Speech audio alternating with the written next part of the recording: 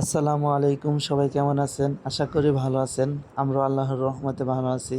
আজকে সকাল সকাল হাটে চলে আসলাম গরু কেনার জন্য। প্রথমে আমি ভাইগনাকে তাকাতে বললাম, স্মৃতিস্বরূপ একটি সেলফি তুলে নিলাম। প্রথমে বাড়ি থেকে বের হয়ে একটি অটোরিকশা রিজার্ভ করলাম। যেহেতু গ্রামের হাট থেকে গরু ক্রয় করব, সেহেতু ভাবলাম গ্রামের পরিবেশটাও দেখা দরকার। দেখেন গ্রামের পরিবেশটা কত মনোরম, কত সুন্দর, অপূর্ব প্রাকৃতিক সৌন্দর্য এবং স্নিগ্ধ হাওয়া। এই নির্মল হাওয়ায় কতটা আরাম ফিল করছি সেটা দেখানোর জন্য নিজেকে ক্যামেরার সামনে আনলাম।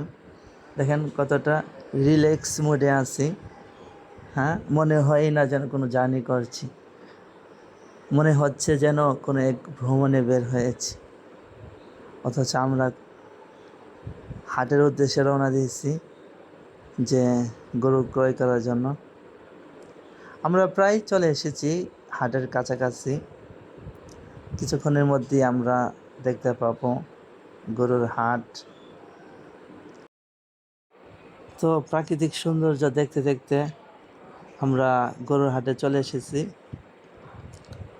সো আমাদের যেহেতু টার্গেট ছিল সবচেয়ে বড় গরুটা কিনবো, সেহেতু আমরা প্রথমে যেদিকে সব বড় বড় গরু রাখা হয়েছে ওই দিকটাতেই আমরা দেখছি।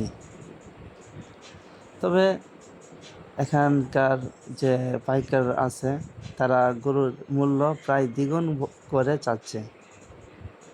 1,00,000-এরটা 2,00,000, 2,00,000-এরটা 4,00,000। আপনাকে সেখানে দাম বুঝে দামাদামি করে দাম কষাকষি করে কিনতে হবে। সো অনেকগুলো গরু দেখলাম, তার মধ্যে 2টা গরু টার্গেটে রাখলাম। চয়েসকৃত 2টা গরু হাতে রেখে আমরা আরও অপেক্ষা করতে লাগলাম যে আরও কোনো বড় গরু আসে কি না, কিংবা দামেরও একটা ব্যাপার স্যাপার আছে। আপনি যখন বাজারে যাবেন তো বাজারের যে পণ্য কিনবেন সেটার দাম সম্পর্কে আপনাকে অবগত হতে হবে।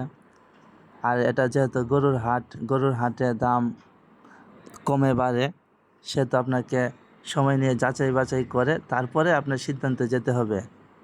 আর আপনি তাড়াহুড়ো করে যদি কিনে ফেলেন, হয়তোবা গরু পছন্দ হবে, দামের দিক দিয়ে আপনি ঠকে যাবেন, কিংবা দামের দিক দিয়ে ঠিক জিতে যাবেন কিন্তু আপনার গরু চয়েস হবে না। সেজন্য একটু সময় নিয়ে কিনাই বেটার। অবশেষে আমাদের পছন্দের সেই গরুটি কিনে ফেললাম। দাম নিয়েছে 2,05,000 টাকা। দেখেন গরুটি অনেক লম্বা এবং হাইটও অনেক। গরুটি কেমন হয়েছে আপনারা কমেন্ট করে জানাবেন। আসসালামু আলাইকুম।